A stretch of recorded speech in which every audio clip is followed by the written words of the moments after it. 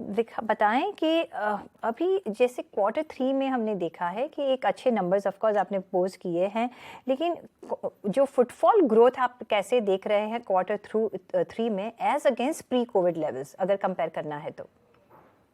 So if you actually see, अगर देखा गया तो हमने actually pre COVID numbers cross कर दिए हैं.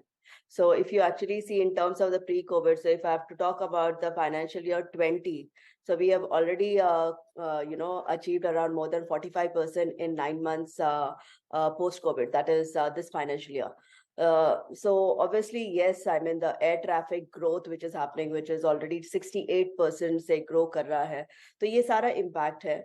And as I told you that yes, within 9 months we have actually recovered and showed a highest growth compared to the pre-COVID, which is FY20. हम्म।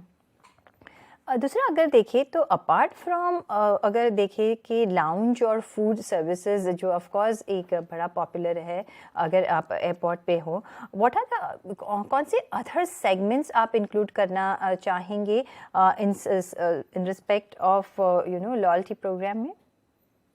अगर आप देखें तो हमने एक्चुअली सारे and to and services जो एक ट्रैवलर को required है, वो सारे हमने हमारी सर्विसेज में ऐड किए हैं.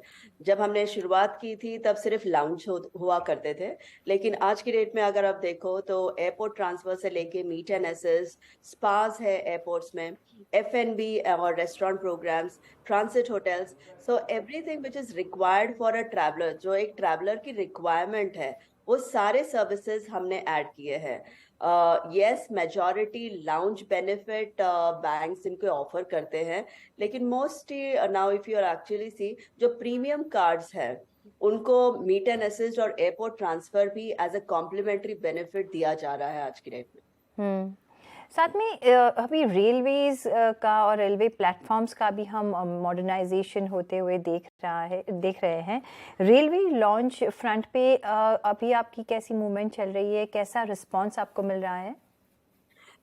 तो फिलहाल अगर देखा गया तो सिर्फ 12 लाउंजेस है आई मीन रेलवेज में, और ये प्रोग्राम हमने ऑलरेडी 1 साल पहले स्टार्ट कर दिया है.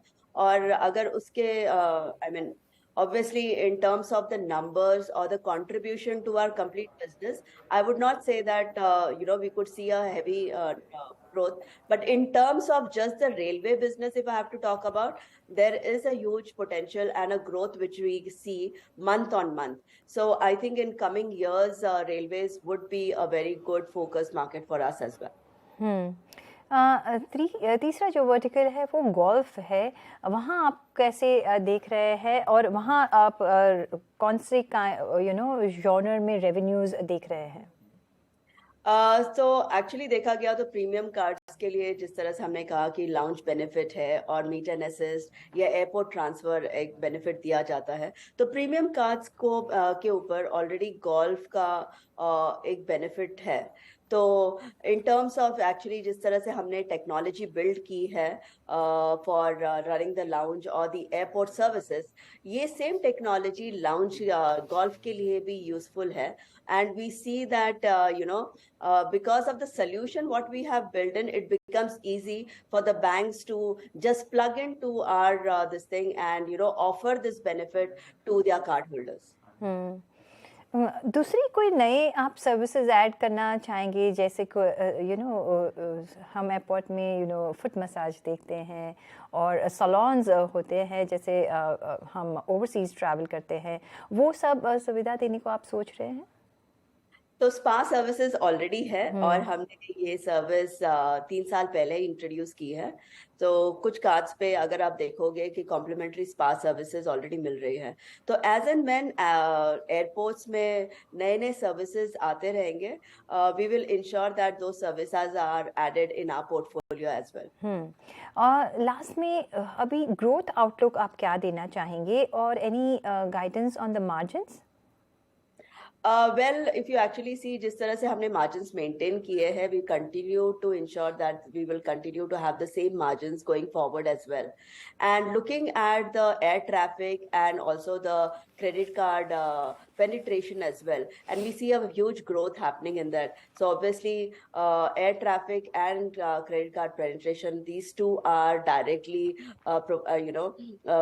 proportionate to our growth. So I see that, in coming months as well, or coming years, we see that it's a great potential, and we'll also ensure that, the margins will also continue to be in the same manner.